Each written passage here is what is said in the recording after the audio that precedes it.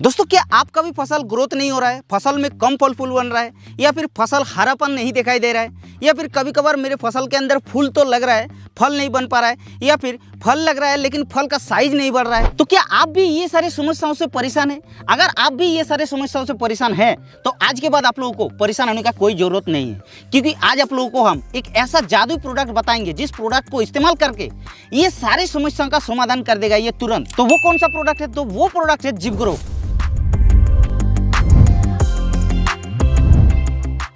तो जिपग्रो एक दोस्तों टाइटन एग्रीटेक कंपनी का बहुत ही अच्छा उत्पाद है, जो कि CIBRC यानी कि central insecticide board and registration committee द्वारा ये रजिस्टर्ड है।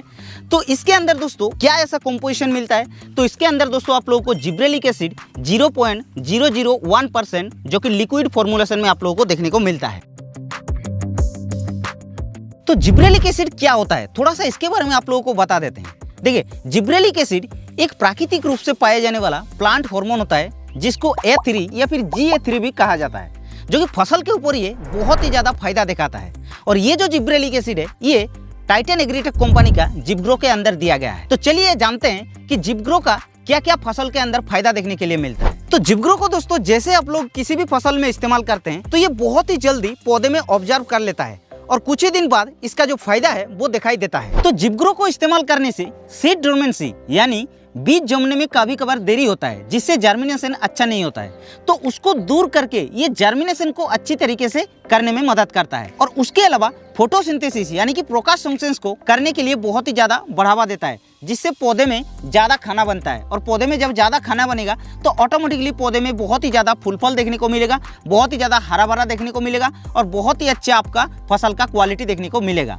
उसके साथ साथ जिपग्रो को इस्तेमाल करने के बाद दोस्तों जो इंटरनोड होता है यानी कि एक गांठ से दूसरे गांठ का जो डिस्टेंस होता है, जिसको तने बोलता है, उसको बढ़ाने के लिए ये काम करता है। उसके साथ साथ जिपग्रो को इस्तेमाल करने के बाद फूल फल का मात्रा को काफी ज्यादा बढ़ाने के लिए हेल्प करता है, जिससे पौधे में बहुत ही ज्यादा फूल फल दिखाई देता है। और उसके अलावा दोस्तों जिपग्रो को इस्तेमाल करने का सबसे इंटरेस्टिंग बात क्या है पता है? ये फलों का साइज को भी बढ़ाता है। और जैसे आप लोग इसको बेल वाली फसल में इस्तेमाल करते हैं, जैसे कि खीरा हो गया, तरबूज हो गया, करेला हो गया, लौकी हो गया, ये सारे फसल में जब इस्तेमाल करते हैं तो बेल को बढ़ाने के लिए ये काफी ज्यादा मदद करता है, जिससे बेल के अंदर बहुत ही ज्यादा फल लगता है। और जैसे बेल के अंदर ज्यादा फल लगेगा तो उत्पादन में आप लोगों को बढ़ोतरी देखने को मिलेगा। और उसके अलावा फूल फल गिरने से भी ये रुकता है। और यही नहीं दोस्तों, इसको इस्तेमाल करने से ये तनाव के खिलाफ लड़ने के लिए भी काम करता है, यानी कि अचानक से ज्यादा गर्मी आ जाता है, अचानक से ज्यादा ठंड लग जाता है पौधे में, तो उसमें तनाव लग जाता है, जिसमें फसल कमजोर होता है और उसमें विभिन्न प्रकार की रोग बीमारियों का अटैक होता है।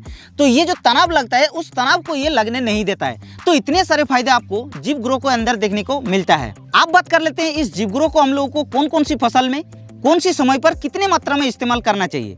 देखिए, जिपग्रो को तो आप लोग किसी भी फसल पर इस्तेमाल कर सकते हैं। जैसे कि अगर आप लोग धान की फसल में इस्तेमाल करेंगे तो ट्रेलिंग स्टेज जो होता है उस समय पर आप लोग को इस्तेमाल करना है। डोज रखना है आप लोगों को 250 ml पर एकड़ के हिसाब से। उसके अलावा अगर आप लोग कपास की फसल में इस्तेमाल करते हैं तो रोपने के 40 से 45 दिन बाद फर्स्ट स्प्रे आप लोगों को लेना है, और सेकंड स्प्रे जब आपका कपास की फसल में बल लग जाएगा उस समय पर आप लोगों को सेकंड स्प्रे करना है 300 से 500 ml प्रति एकड़ के हिसाब से। और बात की जाए सब्जी वर्गीय फसल के बारे में, तो जैसे कि मिर्च, टमाटर, बैगन, ये सारे फसल में जब इस्तेमाल करेंगे तो रोपाई करने के 25 से 30 दिन बाद जैसे हो जाएगा तब आप लोग जिपग्रो को इस्तेमाल कर सकते हैं। डोज कितना रखना है पता है? 200 से 350 ml प्रति एकड़ के हिसाब से इसका डोज रखकर आप लोग स्प्रे कर सकते हैं। और अगर आप लोग इसको मूंगफली की फसल में इस्तेमाल करना चाहते हैं तो रोपने के 30 से 35 दिन बाद आप लोगों को 200 से 350 ml प्रति एकड़ के हिसाब से इसका डोज रखकर आप लोग स्प्रे कर सकते हैं। बहुत ही अच्छा रिजल्ट देखने को मिलेगा। तो इस तरीके से दोस्तों आप लोग भी टाइटन एग्रीटेक कंपनी का जिपग्रो को इस्तेमाल करके आप लोग भी बहुत ही अच्छा फायदा ले सकते हैं।